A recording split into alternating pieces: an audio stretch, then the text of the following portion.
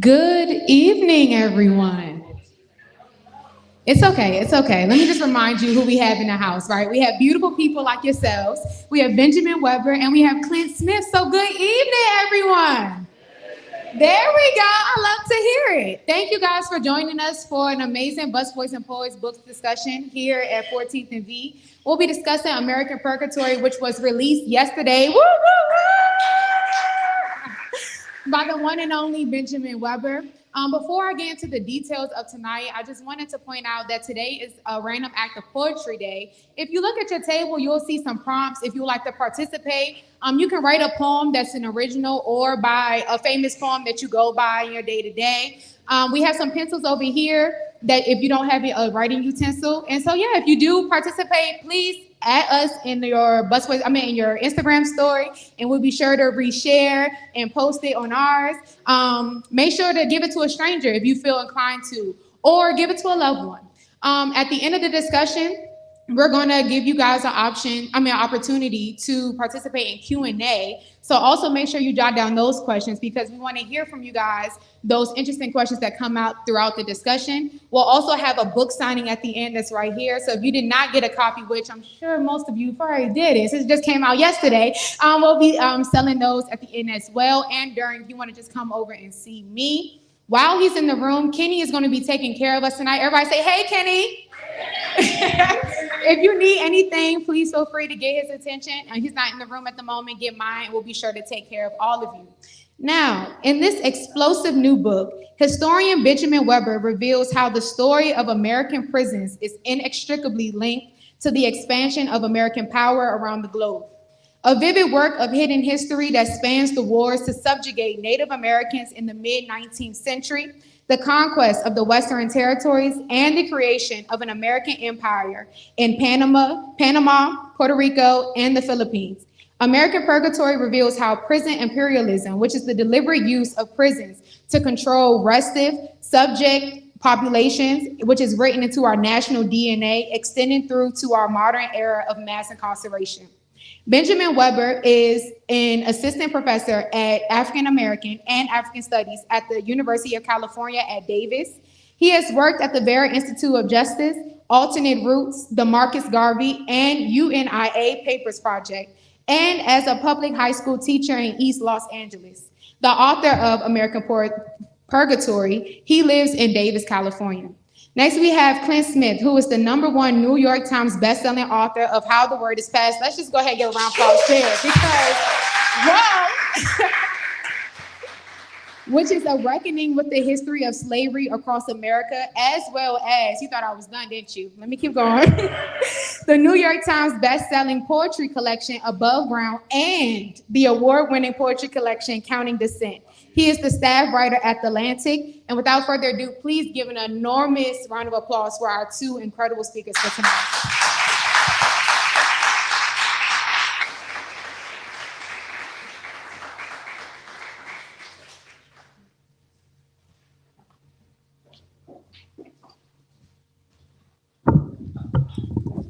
What's going on, everybody?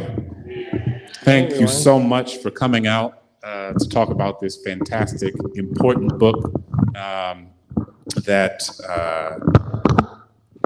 changed my understanding of the relationship between mass incarceration and imperialism when I got a chance to read a draft of it a little while ago. And as I talk about, and we'll talk about through the discussion, Ben is somebody whose work I followed and admired for a long time, and I've been lucky to call him a friend for over a decade now, and I've seen this book sort of come into being over the course of the last decade or so. And so I think Ben's going to start us off with a reading from the book, and then we'll hop into discussion, and then you all can ask all your brilliant questions, and then Ben will be signing books afterwards, and you hopefully will get to eat some of that shrimp pasta while it's all going on. Thank you so much. Thank each and every one of you for being here. It's really fun to do this with Clint. This is the book came out yesterday. So this is the first of many book events to come. And I just really appreciate you all being here. And I think one of the things about doing it with Clint is we all know who you're here to really see, and that's okay. But the beautiful thing about doing it with a friend is that, it's nerve-wracking, but a lot less nerve-wracking when you have someone who's done this a lot, and who you really love and trust. So, I'm going to read a little bit from the preface, and then we'll talk, and then I'll read a little bit from the last chapter at the end, which is about people who have internationalized the struggle.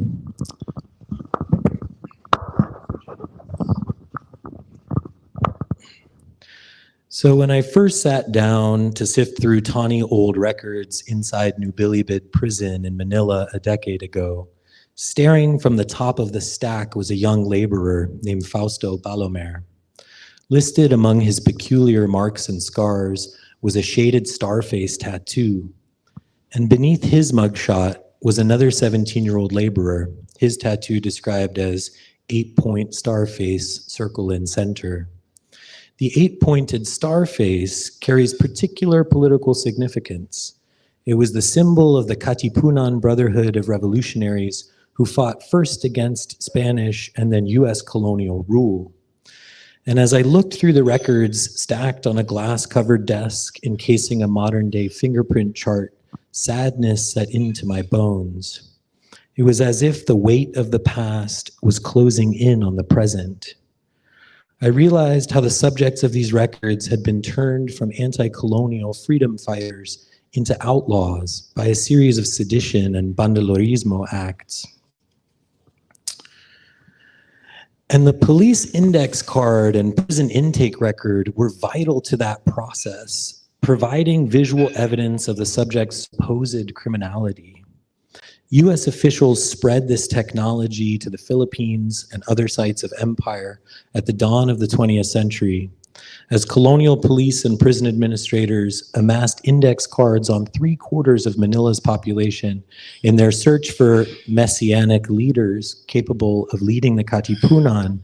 The seemingly banal and bureaucratic form of record keeping became a linchpin of the rise of the American surveillance state. For me, the stack of records raised ongoing questions about the stories of those who have been caught up and crushed by US modes of imprisonment within and beyond US borders. I spent the next decade following the trace of US prison imperialism across the United States, the Caribbean, and the Pacific. And prison imperialism's documentary record is found not only in brick and mortar prisons and state archives, but also in the halls of higher learning. In Harvard University's library sits the Album of Philippine Types, for instance, a collection of mugshots and measurements purporting to capture the characteristics of some 3,000 people inside Bilibid prison during the US occupation of the Philippines. In the basement of the Peabody Museum nearby lies the bones of 19 people of African descent, believed to have been enslaved, whose families endured the Middle Passage aboard transatlantic slave ships, America's archetypal prisons. Next to them are the life casts of 64 people from the Kiowa, Comanche, Cheyenne, Arapaho, and Caddo nations, who were imprisoned at Fort Marion in St. Augustine, Florida, for their staunch resistance to US colonialism. They are among the 22,000 sets of human remains in Harvard's collections alone, together with the millions who have been churned through American prisons and the bodies being exhumed from Indian boarding schools and Jim Crow reform schools. These human remains, life casts, and mugshots are part of a far-reaching counter-archive testifying to the entanglement of penology and foreign policy, silently indicting those who have sought to govern the prison and the world. So this book, American Purgatory, explains how mass incarceration arose out of successive eras of empire building across North America, the Caribbean, and the Pacific, and around the globe. It traces the unspoken doctrine of prison imperialism, how US policymakers sought to govern the world through the codification and regulation of crime. Even as prison imperialism expanded outwards, it always returned home, producing new forms of social control over a growing number of people ensnared in prison in the United States.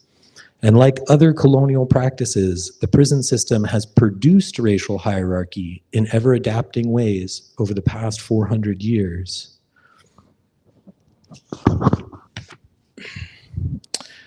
And even as it uncovers the root causes and continued workings of America's prison empire, this history also amplifies a long and powerful protest tradition.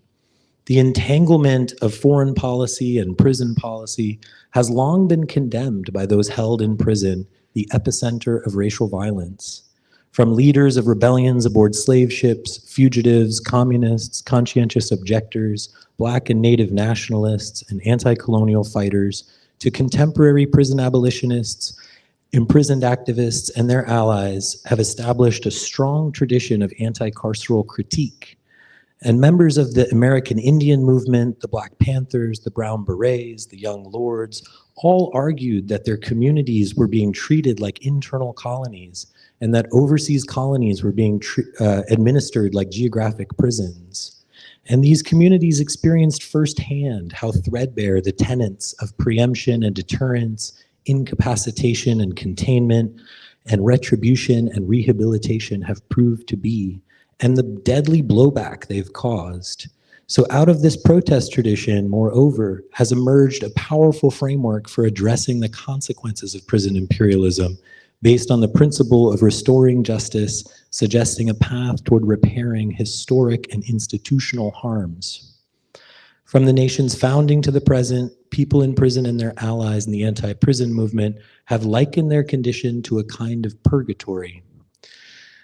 They have described how it feels to be treated like a slave of the state, governed like a modern colonial subject.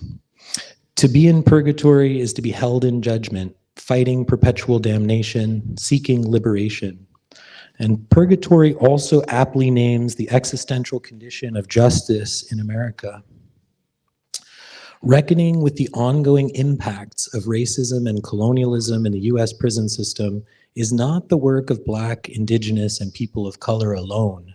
Mass incarceration has become the defining social justice issue of our time as the prison system continues to produce racial inequality, and it will take ever-growing numbers of people working in solidarity within and across communities to begin to undo the massive harm it has caused and to reimagine justice for the future we all deserve. So that's a little bit from the preface.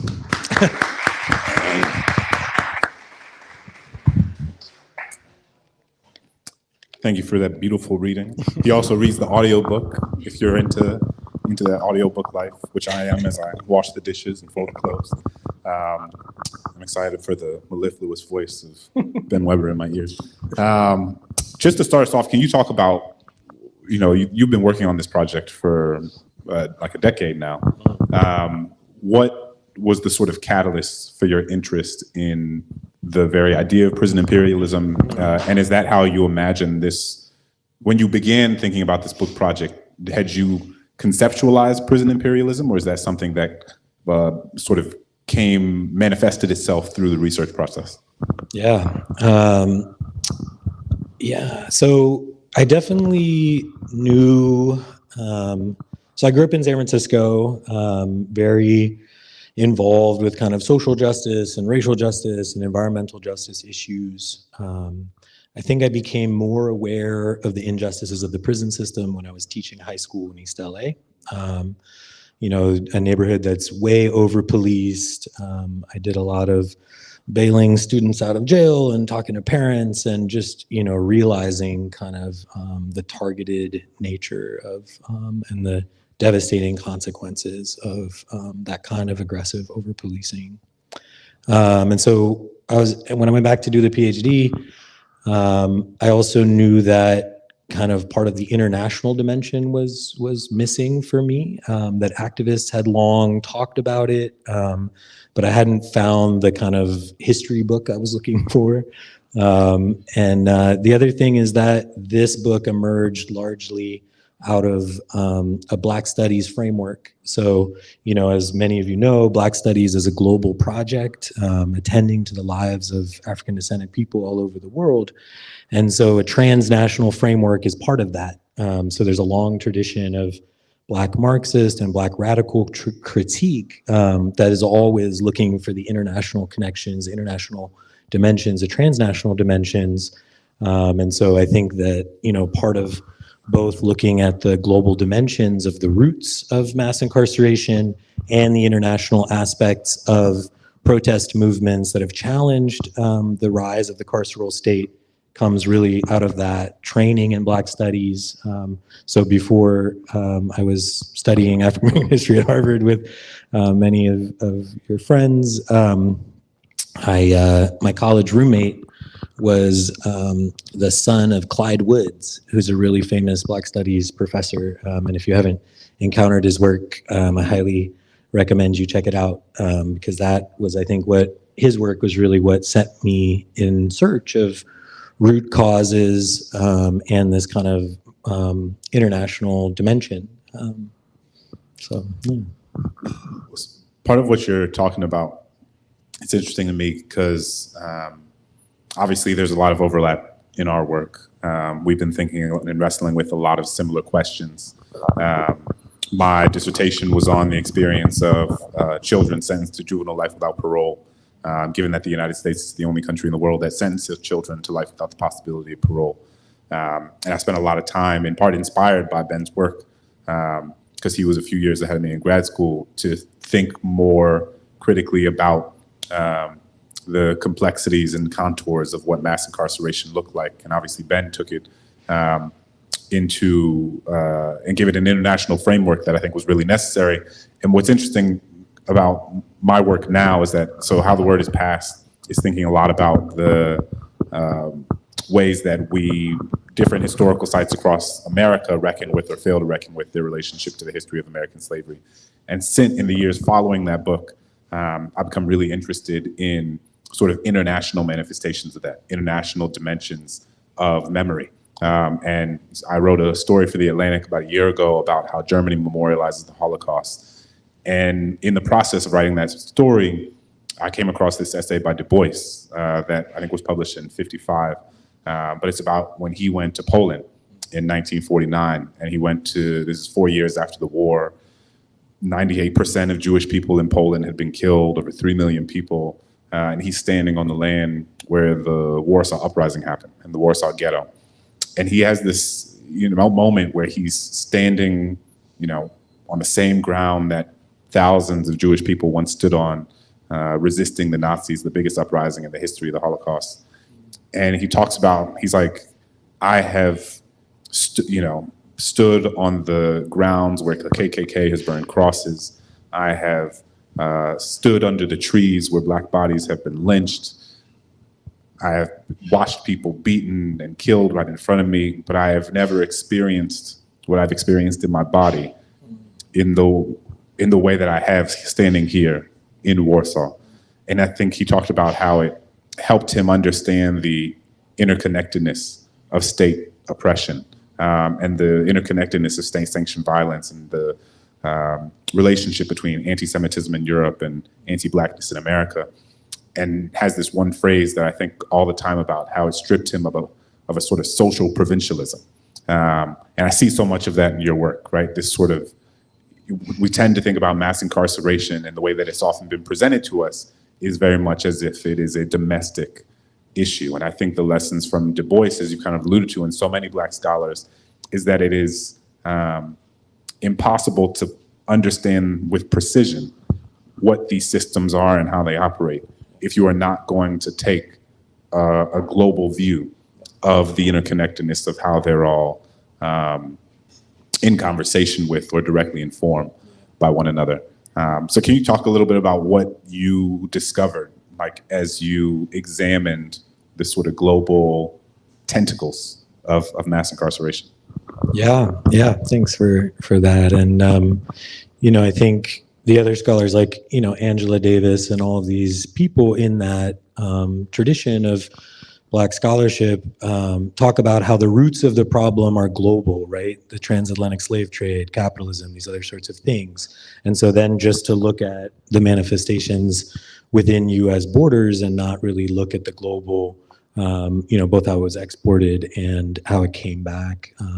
So yeah, some of the things I found, so in the preface you heard, in the Philippines, the US was searching to put down messianic leaders. So, 50 years before the search for kind of the COINTELPRO blueprint for the search for a Black Messiah, you see that in the Philippines as a counterinsurgency strategy where they're searching for messianic leaders. They're searching for people who are capable of uniting popular uprisings around the archipelago.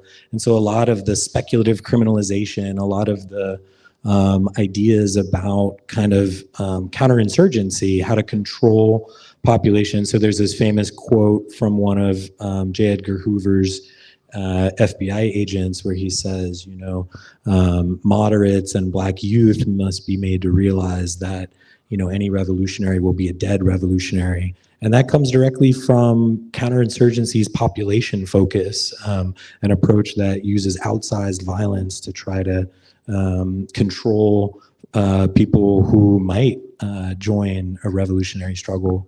And so, just understanding the imperial roots of that, the colonial logic of that kind of violence, that kind of racial violence. Other things that I found, in the Panama Canal Zone, the use of chain gangs, the use of road gangs in the Panama Canal Zone is happening at the same time as it is in the South. And the prison system there quickly becomes majority Black. So this anti-Black logic of US prison systems gets exported to other places. And in that case, it's largely migrant workers from Barbados and Jamaica and Martinique and places like that, Haiti. But they are, same kind of thing, like arresting people on bogus charges for ways they've always lived their life, swearing, gambling, cohabitation, whatever. And they are then using the spectacle of highly visible, degrading forced labor on these road gangs to produce and structure racial hierarchy. So in the Panama Canal Zone, they already have a Jim Crow system of racial hierarchy between gold roll and silver roll employees. And then, but beneath that, is what they are doing with the prison system, kind of through the spectacle of, degrading forced work. And, what enabled that, I don't know if we'll get this in another question, but, one way to trace the kind of root causes and the spread of prison imperialism is through the convict clause in the 13th Amendment, which actually originated earlier, but the provision that allows slavery and involuntary servitude to be used as punishment for crime. There's been, a lot made of that in the movie 13th and other things. But it says, as punishment for crime within the United States, and then it says, or any place subject to their jurisdiction. So the book looks at all of those places subject to their jurisdiction. Why are they reserving the right to project this into territories that are not part of the U.S.? How are they exporting the U.S. prison system and those places, at the time? So the convict clause originates in the Northwest Ordinance, so actually before the U.S. Constitution in 1787. And then it's reinscribed in 1865 in the 13th Amendment. And there's a debate. The radical Republicans like Thaddeus Stevens argue for a version of the 13th Amendment that has no exception for slavery and involuntary servitude to continue to be used as punishment for crime. And he gets out kind of maneuvered by like Lyman Trumbull and these redeemers, racist politicians in the South. But the point is that this use of slavery and involuntary servitude as punishment for crime is the longest lasting and farthest reaching piece of federal policy, piece of federal prison policy extending from before the Constitution all the way through today. And the use of that fortifies a supposed equation of blackness, slavery, and criminality. I mean, it's an anti-black technology that was written into law and not just kind of used as a kind of way of racial domination within the United States, but then it also spread US-style structural racism all over the globe. Just to build on that, like, what do you, as you said, there's a lot of conversation right now about, and has been, I think since more people became cognizant of mass incarceration as a sort of contemporary phenomenon, about the 13th, that sort of clause in the 13th Amendment, except for punishment of a crime. How do you think about the existence of that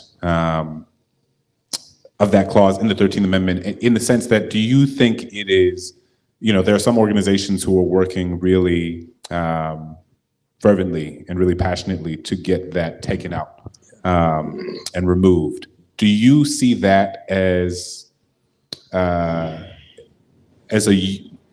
useful as reductive, but like, how much stock do you put in that as just language that exists, or do you think that it continues to shape so much of the sort of public policy we see here in the United States and abroad?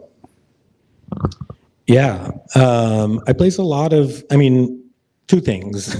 One is I tend, like in the book and in general, I tend to follow kind of where the activists who have been doing this for a long time are on these issues. And so, one person who's featured in the book, Jalil Muntakim, who, started the Jericho movement in support of political prisoners, started the Spirit of Mandela campaign to kind of charge the US with genocide and bring an international tribunal.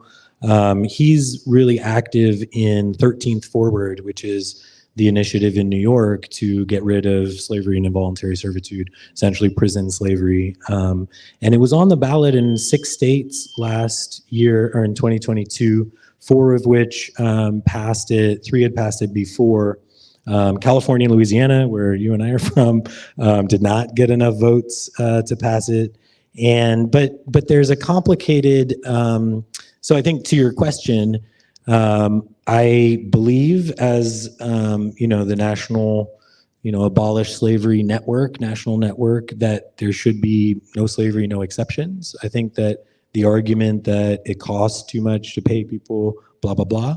But I think your question gets at something more insidious, which is the way that sometimes each effort at reforming the system can re-entrench new dangers. So we saw that when we were trying to end money bail, and these other sorts of initiatives like that, is that what you don't want is that if that banning prison slavery makes people think that the prison system is now okay, right? Like that it re-entrenches a logic of like, all right, well, it's just, now they're not doing this thing. And so I think, keeping the focus on de-incarceration, on fewer people in prisons, on abolition, while also saying no slavery, no exceptions, is really, really important. And that gets to, part of everyone's own theory of change. It gets to how much you think can be done through the mechanisms of, state legislatures and all the rest. But I'm not someone that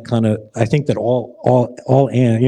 and like all the things, so that we need to fight on that kind of level of changing laws and statutes, and we need to fight on the grassroots activist community level of changing general attitudes about this. And so certainly, I think what you're pointing to is that, if you do certain reforms, that they don't re-entrench the logic of the prison system. And I think that's a tension that exists across a lot of conversations happening in sort of reformist and abolitionist spaces right now, right? To what extent what does it look like to take seriously the harm that people in prison are experiencing right now, to want people in prison to be afforded education, better education programs, better healthcare, better food, better legal services, all of the things that would make their lives materially better, because we know that so much of that prisons are terrible places and that people are suffering in real time right now, like millions of people across this country. And you point to this so brilliantly, both in the book and just now, like, how do you do so without re-entrenching or introducing to some people a logic that, like, oh, now we have better education programs in prison, so like it's okay.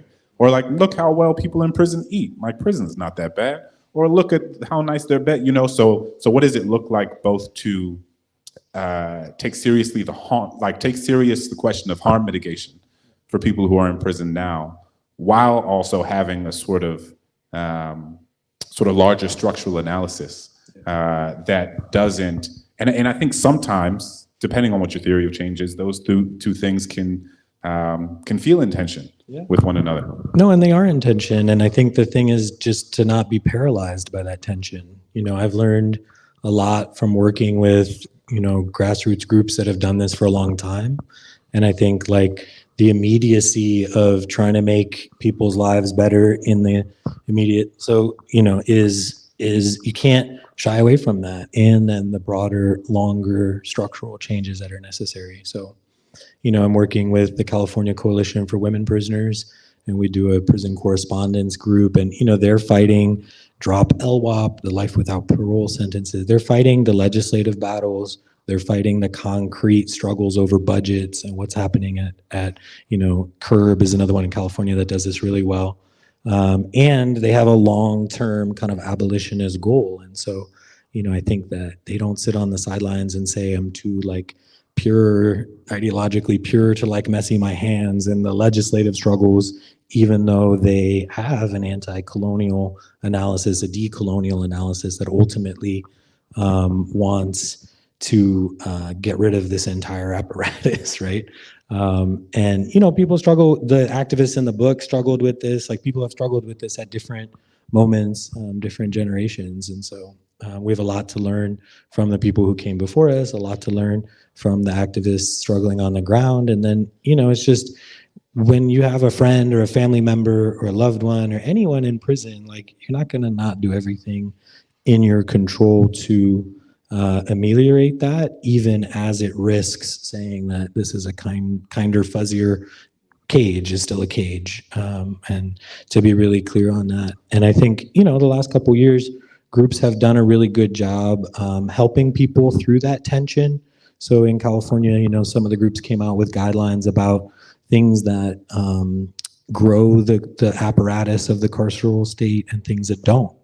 So in the debate around ending money bail, it was like, all right, as long as forms of pretrial supervision or whatever are not going to the sheriff's department, are not going to probation and parole, are not going to existing agencies to bloat budgets, because there's a lot of that kind of shell game that happens.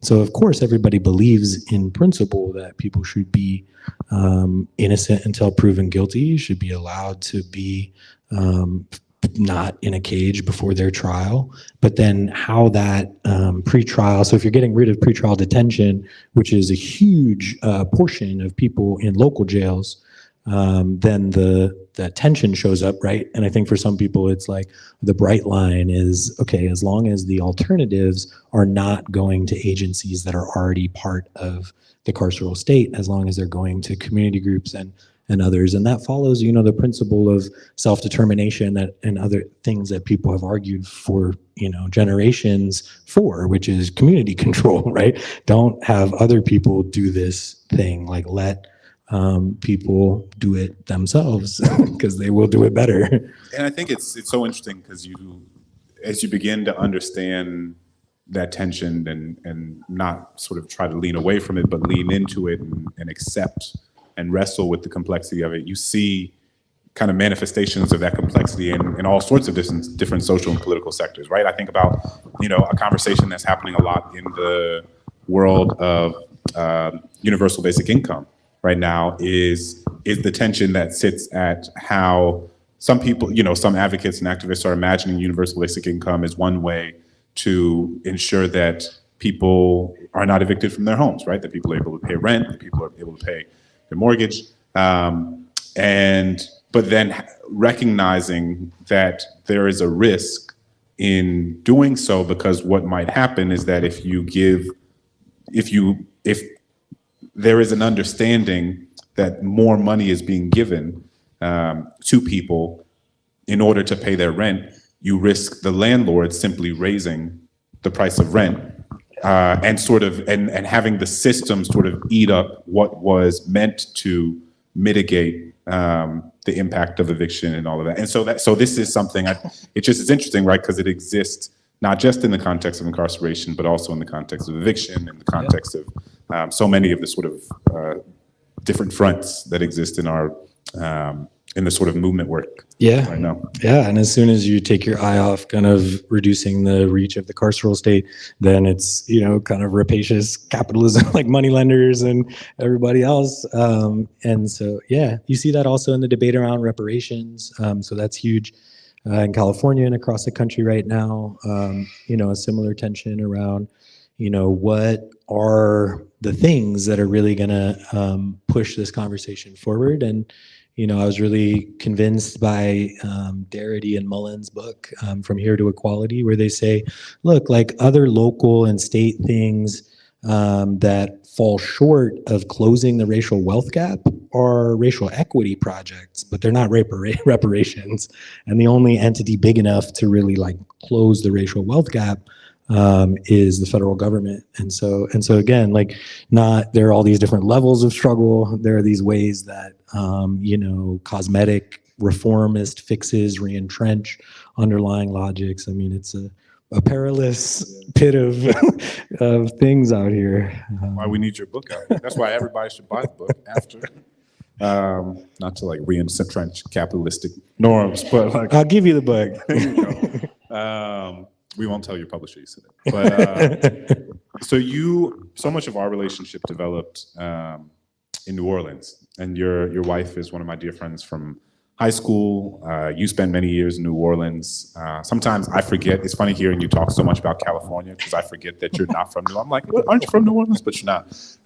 But you are. But there's a part of you that is deeply tied to that community. You were a professor at the University in New Orleans. You worked for Vera down in New Orleans. I mean, so New Orleans is a deep part of you, both personally and professionally. And New Orleans and Louisiana is a place that has like a very particular relationship to the history of and contemporary manifestations of mass incarceration. How did spending so many years in that state and in that city and doing the work you did in those places shape your approach to this project?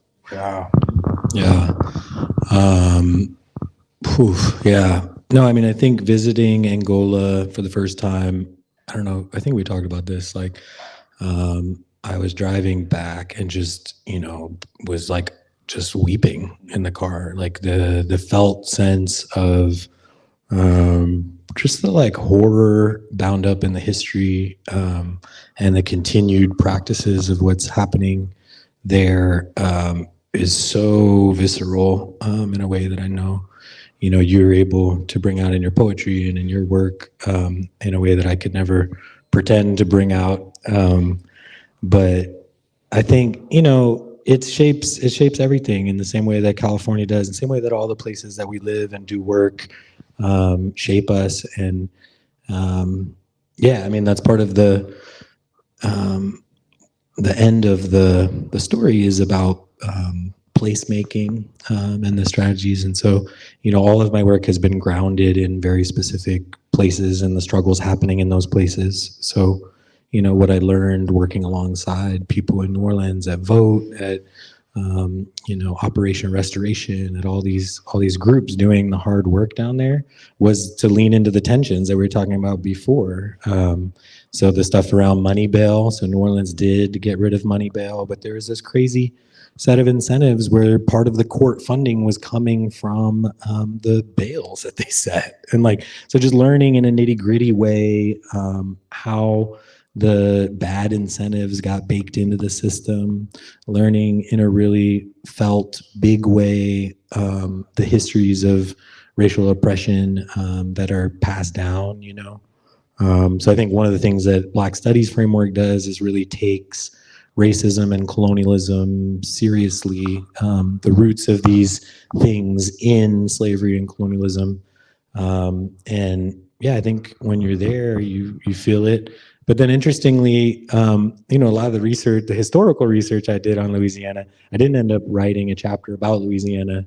I ended up writing about how the practices that were happening in places like Louisiana during the convict leasing era were also happening in places like the Panama Canal Zone, because I felt like that was a story that needed to be told. And but yeah, I mean, it deeply shapes who I am. Obviously, family down there, and our kids. Elijah was born there, and Tallulah was born in California. So yeah. I'm curious. So you're a professor at UC Davis now, and when would you say was the sort of seismic shift in terms of people, sort of that shifted America's sort of collective consciousness or awareness around mass incarceration? Would you say it was Michelle Alexander's book? Would you say it was 13th? Would you what if you were trying to trace back the moment where it became part of our popular discourse in the way that it maybe has over the last decade or so? Do you think there's a specific thing that you point to as oh, that moment served as catalyst, or maybe the Black Lives Matter movement more broadly? Yeah, I don't know. It's hard to say because I've been teaching for 10 years at the high school and college levels, and you see it show up differently in the classroom. But of course, working with elders and activists, they were raising consciousness in the 60s and 70s about this, and I'm sure they were learning from Black activists a generation before them, and the Garvey movement and other movements that were raising consciousness about how this apparatus of targeted persecution and racial violence was disproportionately impacting people. And so part of taking the long view and the broad view, like in the book, is seeing that genealogy where, the activists in the 60s and 70s are learning from people like Claudia Jones in the 50s, who's, charging the US with genocide. And she in turn is learning from people in the 20s and 30s who are calling out the way that the system reproduces racial violence and racial hierarchy. But, I think the whole world shifted in 2020 and with the uprisings and, and I think, yeah, definitely there was a growing awareness, a growing consciousness before that. But I definitely felt, as everyone did, a palpable shift, a willingness to grapple with these issues in new ways in the last few years. Yeah, I was going to ask, one of the things that I'm interested in right now is the way that shifts in technologies shape shifts in consciousness. And so for example, being a college professor and engaging with 19, 20-year-olds on these questions now looks different than it did 10, 15 years ago, in part because the technologies that exist that serve as spaces that disseminate information, that serve as ways that illuminate that which otherwise wasn't well known. So thinking about the ubiquitousness of camera phones and how that shaped the sort of Black Lives Matter movement. Thinking about Twitter, Facebook, Instagram, TikTok, in the ways that those have changed how people consume information or interact with ideas or share their own ideas. How have you seen that show up with your students today, relevant to an issue like this, or some of the sort of issues that might be adjacent to it? How has it? Do you find that it has made them more? Are students coming in with a different level of understanding and sophistication around these issues, or do you think that it actually, the nature of the technology flattens nuance and doesn't actually? So maybe they think they come in with more of an understanding, but actually the understanding is the technologies don't allow for a level of complexity? I'm asking because I'm genuinely curious. I don't know. Yeah. I mean, I wish I knew. I mean, one thing, these new technologies like e-carceration, as it's called, electronic monitoring and facial recognition and all these forms of surveilling people and kind of extending the apparatus of social control beyond the walls of the prison. That is prison imperialism's next frontier. And so, we've seen some really good critiques of that.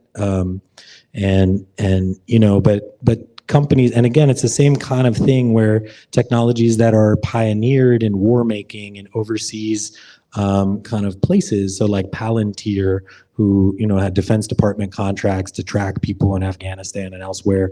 Then they showed up in New Orleans and putting security cameras up and stuff.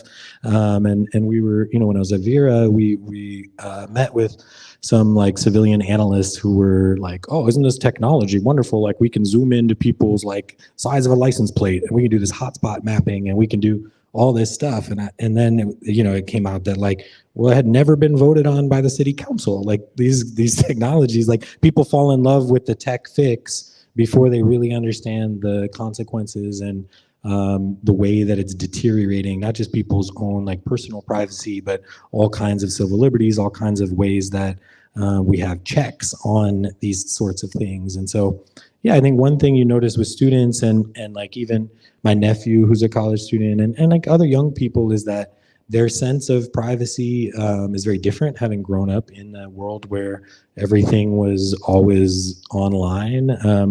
And I think also there are people who are thinking very seriously about how to challenge the growth of these systems. So in the Bay Area, there's a place called Center for Media Justice that does really, really cool work on this. James Kilgore does really, really cool work on this.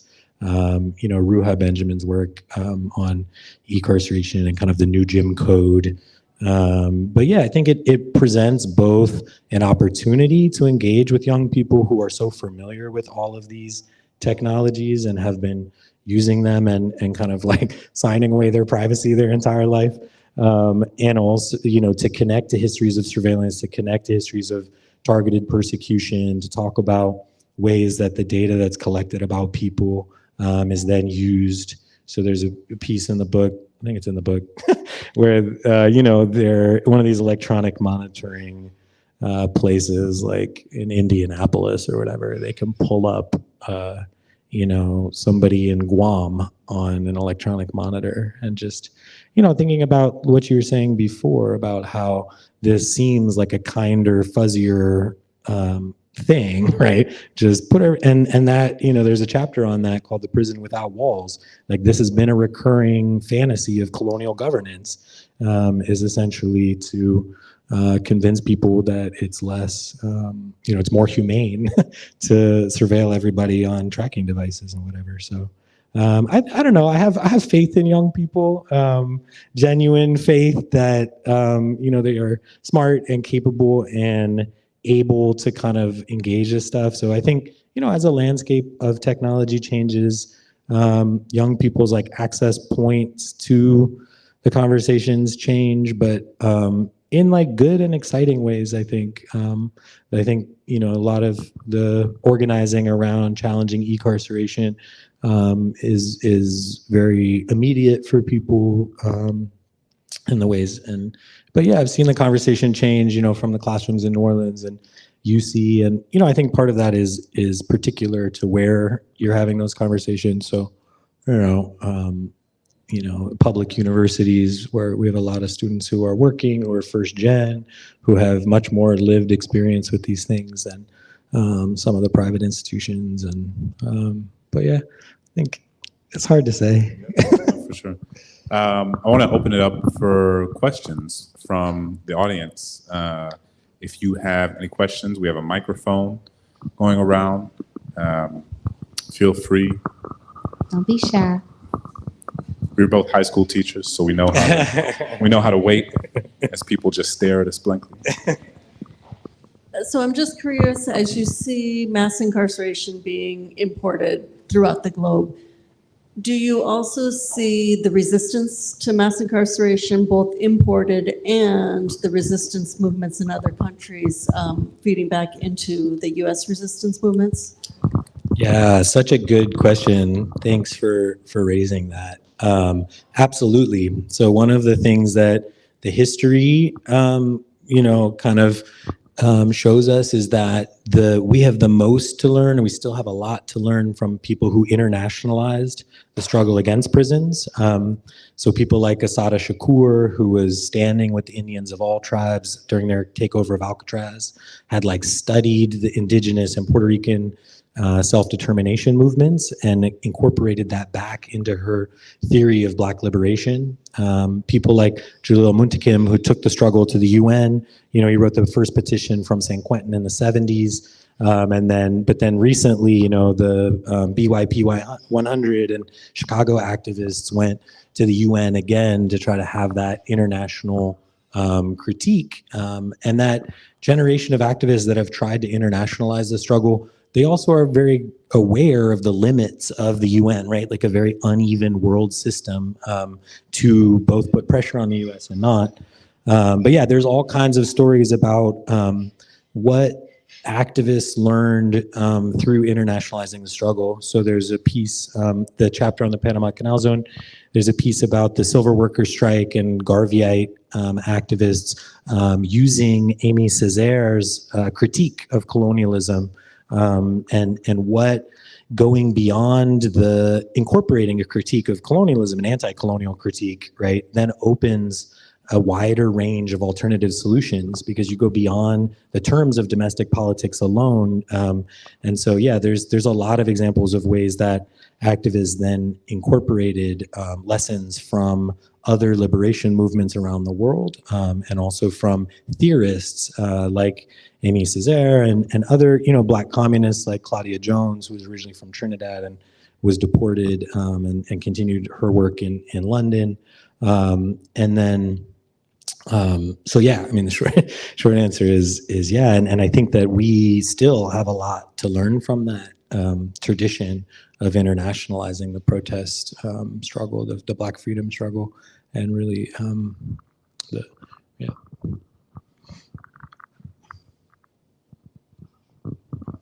How big is the American gulag now? It exploded in the 80s under Reagan and like 4 or 5-fold or something, and it's up to like 3 million with another million or so in local jails. Has that really decreased by 1 million or so? I mean, in the different movements to release people for all these like stupid possession charges. Yeah. Or are the people in prisons actually like a lot meaner and tougher and badder nowadays? Yeah, it's really been a drop in the bucket. The First Step Act, these other things that have kind of made symbolic changes and tweaks. I mean, you definitely incarceration rates have started to go down in a very little bit. So like you point out, it skyrocketed in the 70s and then through 2010 was really the peak.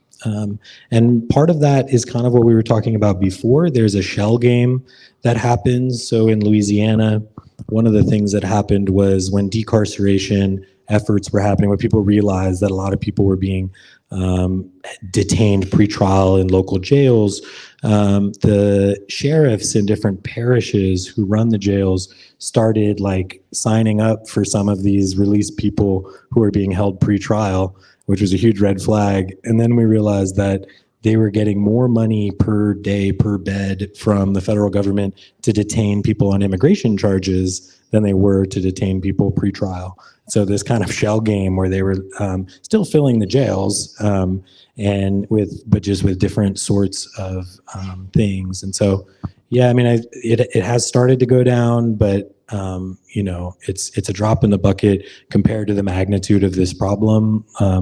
There's really good sources of data on this. The Vera Institute of Justice maps the stuff really well. The Sentencing Project out of New York. So there's really good like real-time data for any particular place you're interested in.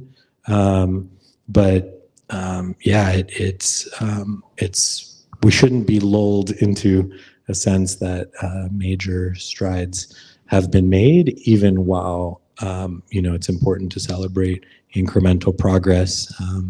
And the other, just astonishing figure besides, the number of people. I mean, it's still we over incarcerate at world historic rates, at rates that are unprecedented in world history.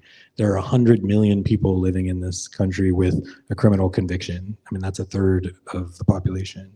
And those kind of things. And so there's the numbers of people in prison, and then there's the millions on some form of correctional supervision. So it's understanding all these different layers of ways that people get caught up in the system. So yeah, really good point. Clint, looked like you wanted to add something to that. No? I was just going to add that I think what's true before the pandemic, and I believe it's still true, is that 70% of people in jails and prisons have not been convicted of any crime, right? And so 70%, yeah. So the vast majority of people in jail, I said jail and prison. The vast majority of people in jail are people who have not been convicted of any crime, and that's what Ben was talking about, the sort of pretrial detention. It is often the case that they are not simply not able to afford the bail that the judge has assigned them. The thing that a lot of people don't always understand is, they hear like, we have 2 million people in jail or prison. That's often been the number, 2.2 or 2.5, 2, a little less than 2. It's shifted a bit over the years, but that is what is the case, that at any given point in time, there's around 2 million people in jails and prison. A far more horrifying statistic to me is that there's 10 to 11 million people every year who go in and out of our jail system. And so you have about 11 million people cycling in and out of the jail system every year, which is how you get to 100 million people having criminal records or some relationship to the criminal legal system. And so I think it's just worth noting that even the 2 million number, which is the largest in the world by far, doesn't fully capture the scale and scope of how many people are being dragged into this system every day. Any other? I saw your hand, and then. Hi, thank you guys so much for doing this. I'm a law student, and quite a lot of my classmates are interested in working in mass incarceration, criminal legal reform. What are some ways, other than policy and legislation, that you've seen lawyers be helpful? And what are some ways that you have seen well-intentioned lawyers be harmful?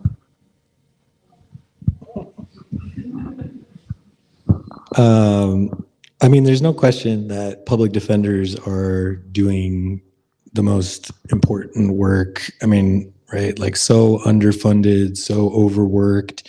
I've known and worked alongside a lot of public defenders in Louisiana and in California and everywhere else. Like, that is impossibly hard work. And so, there are people who have just lifted up that, like, Brian Stevenson and any of those people, right? Like, doing racial justice work at any level of the system is just so important. If you look at the protest movements in the book, there are lawyers in each of these activist moments, right? So the takeover of Alcatraz, there's this lawyer, Aubrey Grossman, who they are working with in San Francisco Bay Area to do this thing that puts the burden of proof back on the federal government to prove criminal trespass. And turns out, like, because of the history of treaties and everything, like, they can't do that.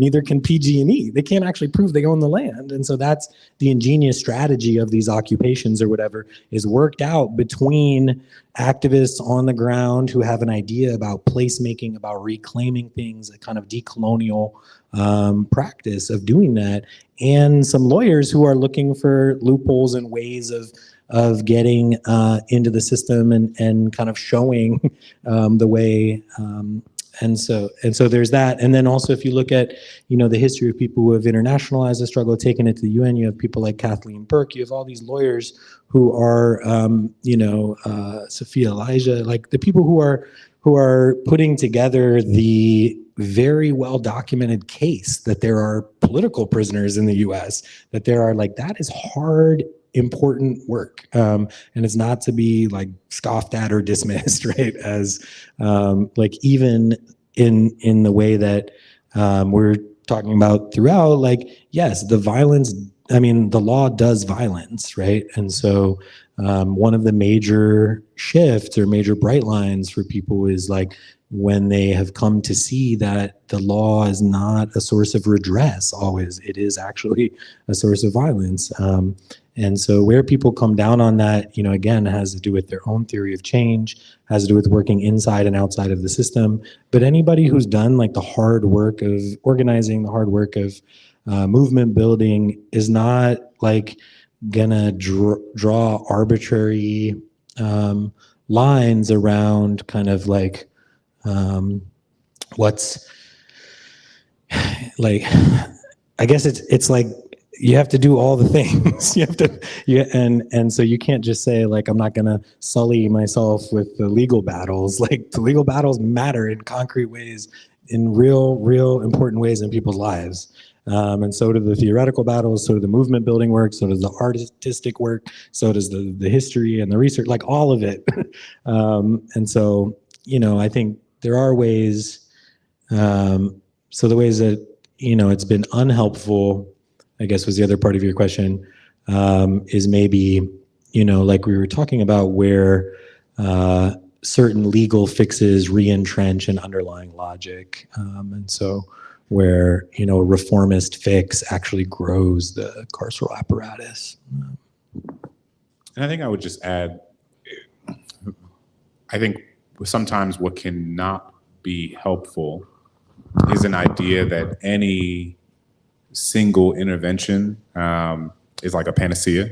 And I think that there have been different versions of this as it relates to incarceration. Like, for a long time, to some degree still, like, people have this fixation with private prisons. And like, oh, private prisons, like, they're so horrific, they're so insidious, like Correction Corporation of America, Geo Group, like, and they are insidious and they are horrific, and they also represent, like, a huge, tiny, relatively small portion of the sort of larger carceral state. And I think a similar thing, for a few years now, there's been a focus on, like, the idea of progressive prosecutors. And I always want to be careful with it, because I'm not someone who's going to come in and be like, that doesn't matter. Like, it doesn't matter. Like, you should all, I don't necessarily believe that every single lawyer of conscience should go be a public defender, even though I think public defenders, as Ben said, are, like, do some of the most remarkable work in the world. I know and love people who are public defenders, and I see the way it just, I mean, it is hard. It is harder than almost any job that I can imagine. And it just is relentless. And it's in part because there aren't enough people going into public defense.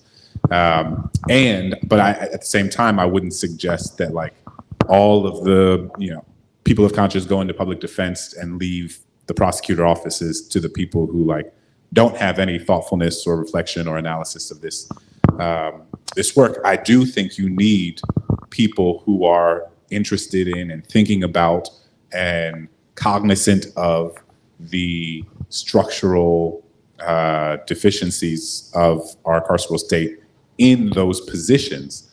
But I also think we need to be mindful that simply putting a quote unquote, like, good person in a prosecutor's office is not in and of itself going to, like, fix that office, or is not going to, if you put a bunch of people who, like, come to Ben's book talks and make them all prosecutors, like, that in and of itself is not going to, like, get rid of mass incarceration. But I also, it is not that it doesn't matter, but it is that any intervention like that has its limits. And so I guess my way of answering your question is saying, is the idea that when that people convince themselves that that any single intervention has a sort of disproportionate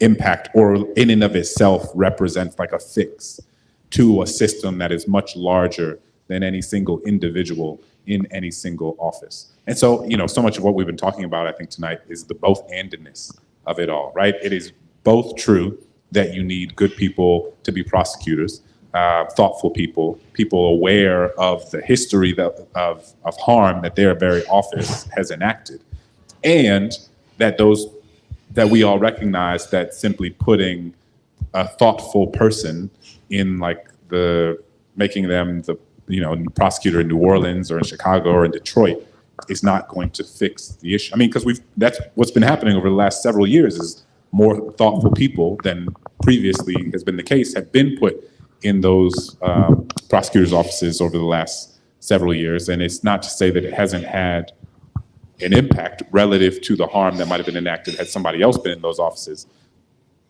But it also reveals itself to be much bigger than any single person and what is or isn't on their conscience.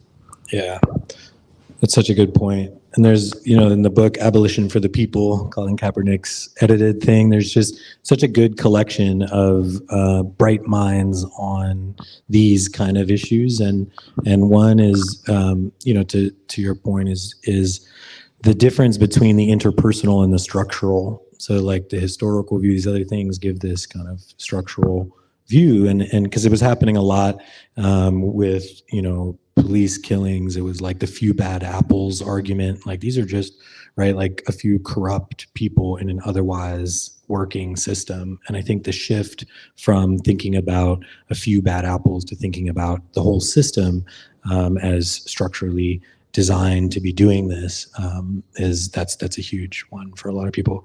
But we were hoping that Larry Krasner would free Mumia, and we were hoping that Jason Williams in New Orleans would change that system when that progressive prosecutor movement was happening. But yeah, good question. We had another question over here.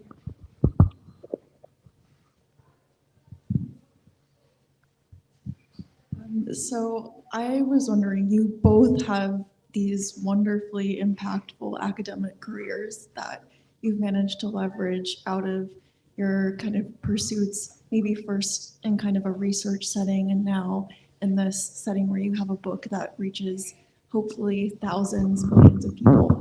And so my question is, how can we leverage academia and research to kind of push this activist movement forward? How can we nudge it towards anti-colonialism, even if it's a tiny bit? What are your recommendations for doing that?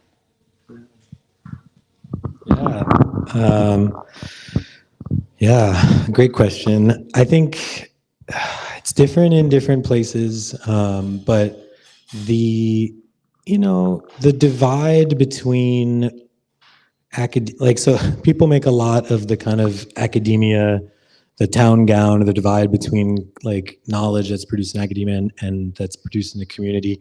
And I think that that's largely wrong.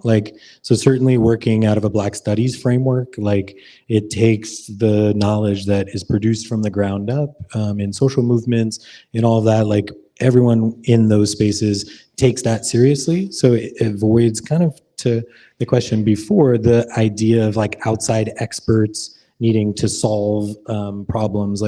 That's one huge challenge that has to be dismantled, is understanding that people with the lived experience are experts on this. So when Vera was asked to write a white paper on how the money bail system was fucking over poor people in New Orleans, every poor person in New Orleans knew, right? They didn't need to be paid $500,000 to write that white paper. They could just tell you that in fact is the way that the system of fines and fees was systematically. So I think one thing is undoing the idea of who's an expert and where expertise is created. Another one is, recognizing our own limitations as researchers, as scholars, whatever, know your lane. So get rid of saviors and all those kind of people, like, you know, in different spaces. Like, I know my lane. When I work with grassroots groups in the Bay, I'm like, hey, I'm at a university, I have access to a lot of funding.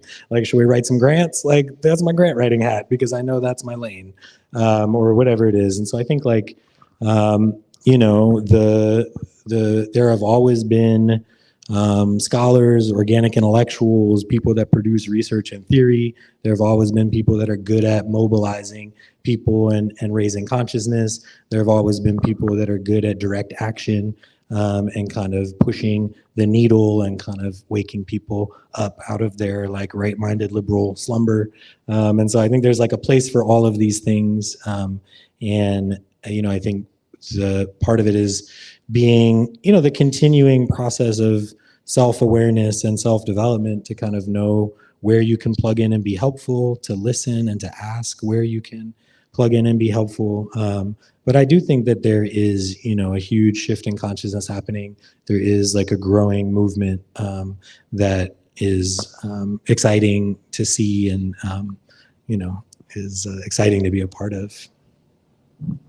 Yeah, and I would just add that I think that there are many, you know, in the sort of, both in the tradition and in the spaces that we come out of, that we were trained in, I was really encouraged to, so like one of my mentors in graduate school was, who was someone who's now a mutual friend of ours, Elizabeth Hinton, and she really encouraged me. I was in a reading group with her my first year, and she really encouraged me. You know, we were sitting around reading, where like every week we had to read a book around the sort of theory of incarceration, sitting around reading, like, you know, a lot of Michel Foucault, for example.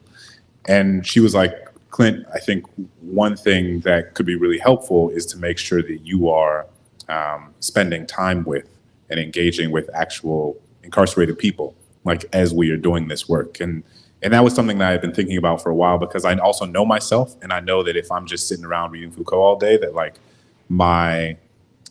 that I can lose touch with the urgency and the sort of human texture that animates all of our commitment to this work. And so throughout graduate school, I was working in, you know, MCI Norfolk when I was in Massachusetts, DC jails when I moved down here. And that was easily like the most important thing I did as a graduate student, because every time I stepped in that prison, or every time I stepped in that jail, every time I, you know, I did writing workshops. Basically, I went in and did writing workshops, literature workshops. You're just reminded that this is not like an intellectual abstraction, that this is not a sort of something that exists singularly in the realm of history. It becomes tactile, it becomes real. These become people in all of their brilliance and in their complexity, and in it just, you know, I sat around in a circle in a prison room, you know, classroom with men who had been sentenced to life without parole when they were 16, 17, 18 years old. And these were men who are now 40, 50, 60, 70 years old. And so the implications of the system become very real. And I think that is something that more, as I see it, like more graduate students and more people who are thinking about these issues doing. Now, I certainly see a lot of it when I go talk to undergraduate students and when I go do different book events for my own work. Excuse me. That folks are always thinking about how to connect what they're learning in their classroom to things that are happening in the world around them. And I think it's tied to our conversations about the sort of the ubiquitous nature of technology now, where it's like people see on their phones every day, like the ways that what they're studying in their classrooms is connected to these sort of broader social and political issues happening all around them. So I'm hopeful that it is moving in that direction. I think we have time for one more question. All right, perfect. We have the last. All right, I get that one. First of all, thank you both. And I'm anticipating reading the book, but as I plan to do that, I'm reminded of the message that the men of Attica gave us, which I think is exactly what your message is. They told us 53 years ago that this is not a US-centric issue. This is a world issue. And how do we make sure that we're not just listening to the stories of those inside as stories, but as guidance. How do we make sure that we don't own their guidance as our own? Yeah.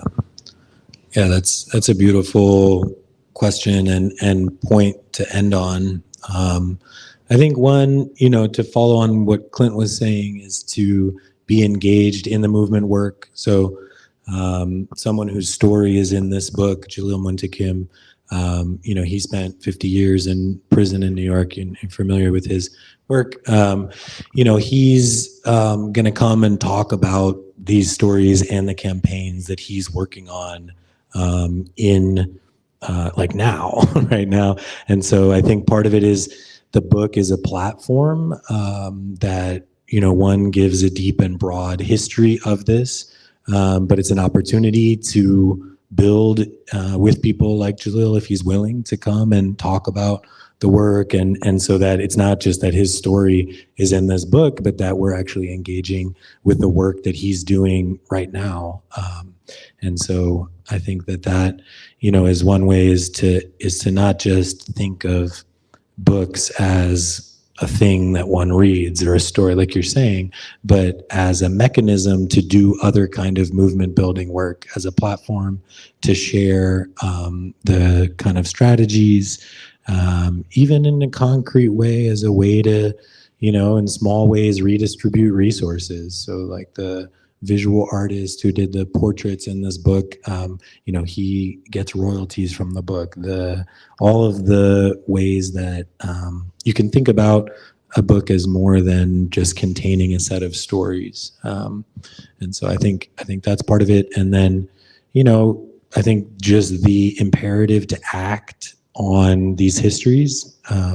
So I think, again, like Black Studies framework, certainly less so in other disciplines, but the idea is that you only study the past, you study the root causes of oppression and injustice in order to inform the things that you can do, the ways that you can act, so that it's not just an intellectual exercise, that it doesn't just stay trapped as a story, but that it's really motivating you to do something in the world. Thanks everybody so much for coming. Everybody give it up for Ben. Yes, let's give a round of applause for both of our speakers tonight. Please get his book. Yes, It's and very also, Ben, can you tell us how we can further support you, other than buying the book, of course? You can support the activists in this book.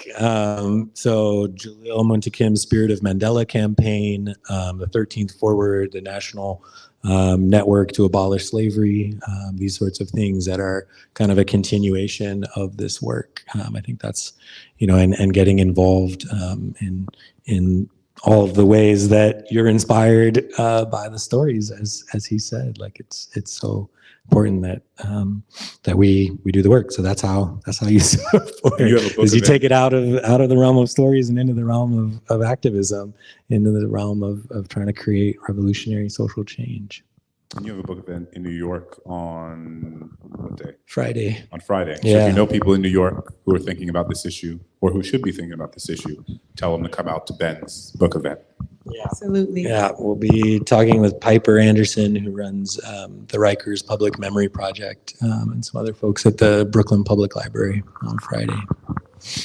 So you guys, give yourselves a round of applause. You're an amazing audience. Thank you for all of your fascinating questions tonight.